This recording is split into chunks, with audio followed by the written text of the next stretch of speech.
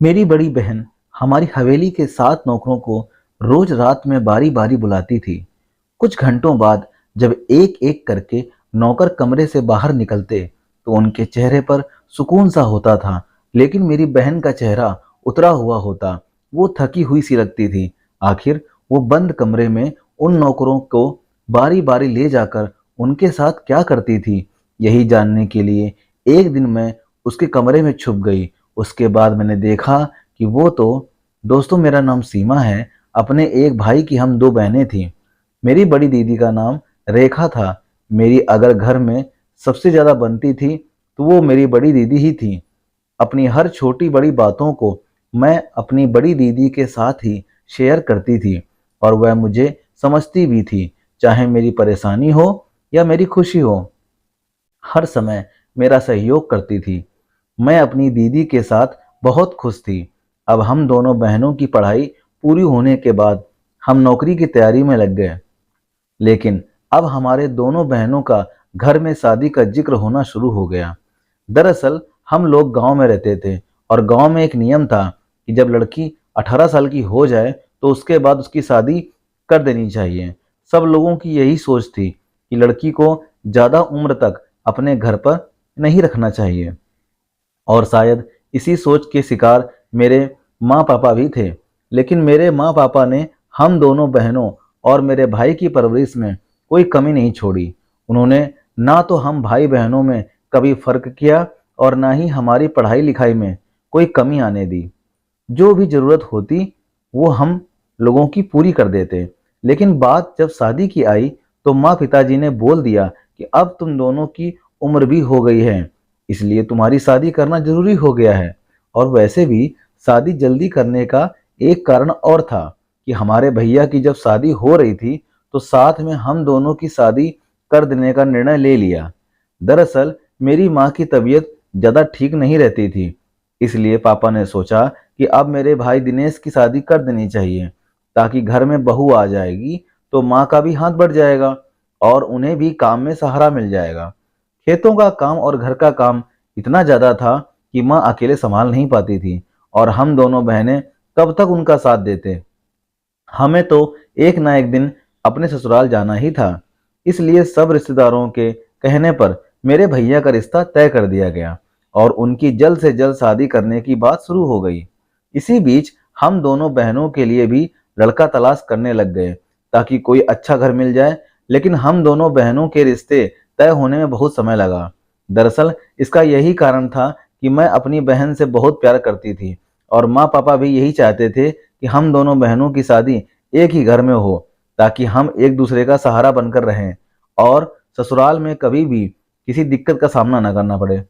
और वैसे भी पापा कहते थे कि सीमा का दिमाग अभी बच्चों जैसा है, अगर रेखा इसके साथ रहेगी तो इसकी सारी ज़रूरतें भी पूरी हो जाएंगी और इसे कोई तकलीफ भी नहीं होगी। तो रेखा इसका सहयोग भी कर देगी। लेकिन एक ही घर में अच्छे 2 लड़के मिल ही नहीं रहे थे। सब रिश्तेदारों ने प्रयास कर लिए, कहीं कोई हम लोगों को पसंद नहीं आता तो कहीं कुछ लोगों को हम दोनों बहनें पसंद नहीं आती। इतनी कसमकस के बाद एक रोज मेरे मामा जी हमारे घर आए। वो कहने लगे कि मेरी नज़र में एक रिश्ता है।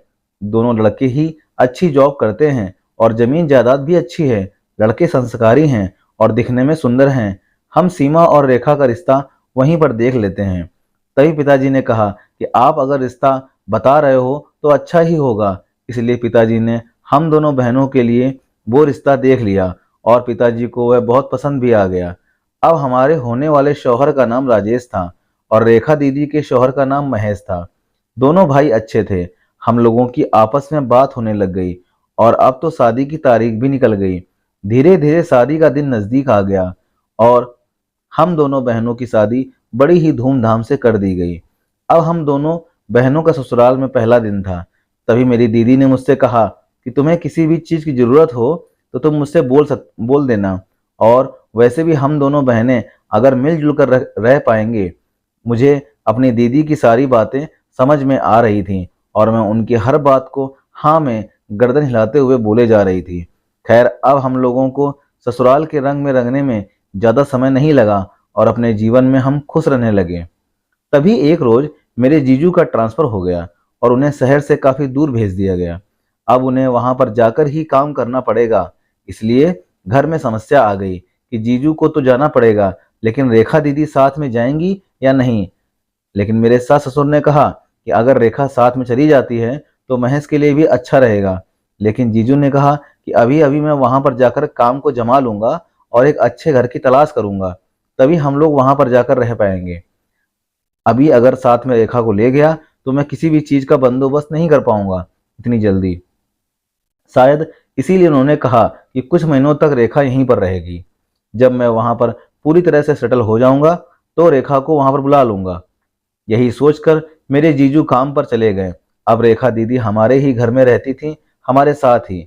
उन्हें जीजू की याद तो आती थी, लेकिन उन्होंने इस चीज को धैर्य बना रखा था कि बहुत जल्द ही मैं उनके पास चली जाऊंगी। फिर घर में ज्यादा काम धंधा भी नहीं था।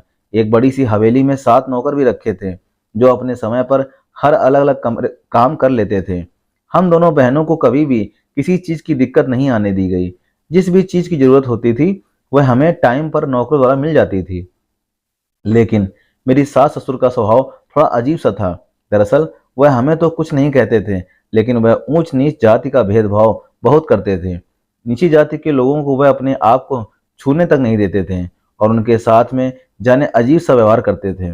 और हमारे नौकर भी नीची जाति के ही थे, इसलिए उनके साथ छुआछूत का व्यवहार मेरे सास ससुर करते रहते थे। लेकिन हम दोनों बहनों को इस चीज से कोई फर्क नहीं पड़ता था। खैर ऐसे ही दिन निकलते गए। अब कुछ दिनों से मुझे कुछ अजीब सा लग रहा था कि मेरी दीदी न जाने क्या करती है। वह हमारे नौकरों को बारी बारी अपने कमरे में चोरी छुपे बुलाती है और कुछ घंटों बाद उन नौकरों को बाहर निकालती है। तो उन लोगों के चेहरे पर एक सुकून सा होता है, मानो उन्हें किसी चीज का सुख मिल गया हो। लेकिन जब उस कमरे से मेरी दीदी बाहर आती है तो उनके चेहरे से पसीना भी टपक रहा होता है और थकान के मारे वह अपने चेहरे पर मायूसी लिए होती है। मुझे तो कुछ भी समझ में नहीं आ रहा था। मेरी दीदी ने आज तक मुझसे कुछ भी नहीं छुपाया था। हर अपनी छोटी बड़ी बातों को मेरे साथ ही शेयर करती थी। और वैसे भी जीजू यहाँ पर नहीं रहते थे, तो उन्हें किसी भी चीज की जरूरत होती थी तो वह मुझे ही आकर कहती थी। लेकिन इन दिनों दीदी बस उन नौकरों में ही व्यस्त थीं। दिन भर उनके साथ बातें करना और रात होते ही जब सब लोग सो जाते तो चोरी छुपे उन्हें एक एक करके अपने कमरे में ले जाती थी और कुछ घंटों बाद उन्हें बाहर भेजती थी। आखिर दीदी उनके साथ क्या कर रही है? मुझे तो बहुत अजीब सा लग रहा था। मुझे कुछ भी समझ में नहीं आ रहा था कि किस कदर मैं पता करूं कि आखिर दीदी कर क्या रही है। अब तो जीजू भी यहाँ पर नहीं रहते थे, तो पता नहीं दीदी को हो क्या गया है। और कुछ दिनों से उनके स्वभाव में भी काफी बदलाव आ गया था। आखिर मैं यह बात किससे करूं? मुझे कुछ भी समझ में नहीं आ रहा था। तभी एक रोज मैंने अपने पति को यह सब बातें बतानी चाहिए, लेकिन फिर मैंने अपने कदम पीछे रख लिए, क्योंकि मैं नहीं चाहती थी कि जब तक मैं पूरी बात को ना जान लूं उससे पहले घर में किसी भी तरह का गंदा माहौल बनाऊं। इसलिए मैंने अपने पति राजेश को कुछ भी नहीं बताया। मैंने मन में सोचा कि जब दीदी को पता चलेगा तो ना जाने मुझ पर गुस्सा करेंगी, कहेंगी कि एक बार मुझसे पूछ तो लेती। लेकिन फिर मैंने सोचा कि एक बार मैं कंफर्म कर लेती हूँ कि आखिर हो क्या रहा है। मुझे मेरी दीदी पर इतना तो विश्वास था कि वह कभी कुछ गलत नहीं कर सकती, लेकिन जिस तरह वह पिछले कुछ दिनों से हरकतें कर रही थीं, वह सब देखते हुए तो मुझे शक करने पर मजबूर कर दिया गया। मुझे दीदी की यह हालत देखी भी नहीं जा रही थी और जब से नौकरों ने मेरी दीदी के कमरे में जाना शुरू किया था, उसके बाद उनके सब चेहरों पर एक अलग ही रौनक रहती थी। वह दिन रात मेरी दीदी के आगे पीछे घूमते थे। कभी कोई मालिश के लिए तेल लेकर जाता और मेरी दीदी के हाथों में थमा देता, मानो उन लोगों को तो जैसे मेरी दीदी के अलावा कुछ दिखाई नहीं देता था। वह मेरी दीदी का काम करने के लिए एक दूसरे के साथ झगड़ने भी लग जाते थे। एक रोज मैं अपने कमरे से बाहर पानी पीने के लिए जा रही थी तो मैंने नौकरों से बात करते हुए सुना, जो एक दूसरे के साथ झगड़ा कर रहे थे। दरअसल बात यह थी कि मेरी दीदी का जूस पीने का समय हो गया था, तो नौकर जिद कर रहे थे क्योंकि सभी ये बोल रहे थे कि जूस देने मैं जाऊंगा। तभी दूसरा कह रहा था कि मैं जूस देने के लिए जाऊंगा। उन सब लोगों का झगड़ा देखकर तो मेरे मन में अजीब सा होने लगा। मुझे समझ में नहीं आ रहा था कि आखिर दीदी और नौकरों के साथ ऐसा क्या करती है कि ये दिन भर दीदी के आसपास ही घूमने के बहाने ही ढूंढते रहते हैं और बड़ी ही बेताबी से रात होने का इंतजार करते हैं। मुझे तो कुछ भी समझ में नहीं आ रहा था। तभी एक रोज मैंने दीदी से ये सब बात करने की कोशिश की, तो दीदी ने कोई ना कोई बहाना बनाकर बात को टाल दिया। तभी एक दिन मेरे जीजू का फ़ोन आया और वह कहने लगे कि बस कुछ दिनों की बात है, उसके बाद तो रेखा को मैं अपने पास बुला लूँगा। ये सब सुनते ही मानो मेरी दीदी के चेहरे पर मायूसी छा गई। उन्हें देखकर लग रहा था कि शायद वो जीजू के पास नहीं जाना चाहती हैं। मुझे तो बड़ा अजीब लगा, क्योंकि दीदी तो हमेशा से ही जीजू के साथ रहना चाहती थी। लेकिन अब जब वो समय आ रहा है, तो इनके चेहरे पर यह मायूसी छा गई। आखिर समझ में नहीं आ रहा था कि वह चाहती क्या है, और इस कदर नौकरों को अपने कमरे में लेकर जाना तो मुझे किसी और ही बात का इशारा कर रहे थे। तभी एक रोज मैंने सोचा कि क्यों ना मैं इन सब बातों का पता ही लगा लूं। तभी मैंने सोचा कि कल मैं दीदी के कमरे में छुपकर बैठूंगी और सारी बातों का पता लगाऊंगी। लेकिन फिर मेरे मन में राजेश का ख्याल आया कि मुझे अपने पति से इस कदर बातें नहीं छुपानी चाहिए। उसके बाद जो होगा वह देखा जाएगा। लेकिन मुझे राजेश को बताना जरूरी लगा और मैंने सारी बातें राजेश से कह डाली। अब राजेश मुझे समझता था, इसलिए उसने मेरा साथ दिया और कहा कि तुम रेखा भाभी के कमरे में छुप जाना और बाहर जो कुछ भी होगा वह मैं अपने आप संभाल लूंगा। यही सब प्लान बनाकर हम सो गए और दूसरे दिन शाम होने का इंतजार करने लगे। जैसे ही शाम का समय हुआ तो मैं जल्दी जल्दी दीदी के कमरे में बैठकर उन लोगों का इंतजार करने लगी। कुछ देर बाद दीदी कमरे में आई और थोड़ी ही देर बाद उनके पीछे पीछे एक नौकर भी आ गया। उसके बाद जो मैंने देखा, उसे देखकर तो मेरी रूह कांप गई।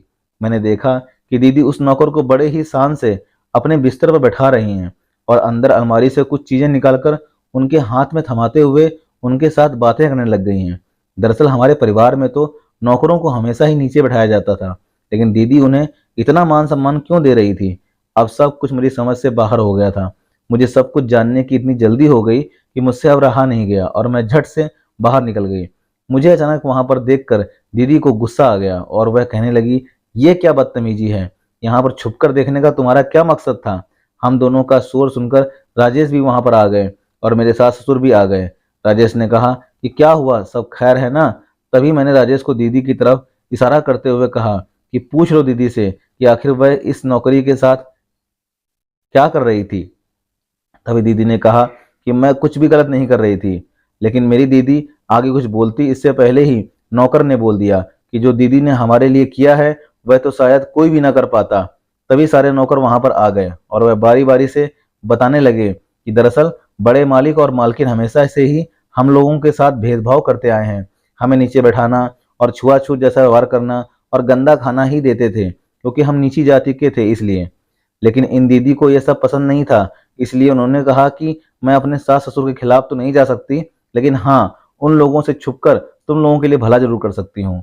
इसलिए वह रोज रात को हमें बारी बारी अपने कमरे में लाती और हमें अच्छा अच्छा खाना खिलाती और अच्छे से हम लोगों के साथ बातें करती, ताकि हमें जरा भी ना लगे कि हम नीची जाति के हैं। इसलिए हम लोगों के चेहरे पर सुकून होता था और दीदी ये सब काम सब लोगों से छुपकर करती थी, इसलिए उनके चेहरे पर इस कदर मायूसी होती थी। लेकिन वह अपनी मायूसी को छुपा लेती थी और हम नीच जाति के लोगों के साथ चार बातें करके हम लोगों को अच्छा खाना खिलाकर वह हम लोगों को सुकून के पल देती थी। हम लोग इन्हें अपनी बहन मान चुके थे।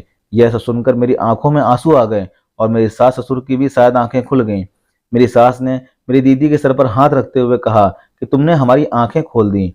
यूं नीच जाति के भेदभाव करना सही नहीं था, लेकिन तुमने इन लोगों को यूं इस कदर सुकून देकर लोगों की जो दुआ कमाई है वो तो कोई भी नहीं कमा सकता, इसलिए हमें तुम पर गर्व है।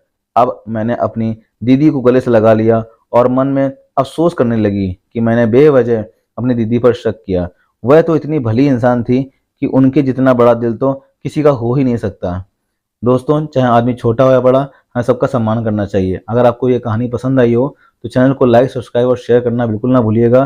साथ ही साथ आपके दाहिनी तरफ एक बेल आइकन है, उसको प्रेस करके ऑल पर सेट कर दीजिएगा। ऐसा करने से मेरी सारी की सारी स्टोरी सबसे पहले आपके चैनल पर नोटिफिकेशन में आएंगी और आप वो देख सकते हो।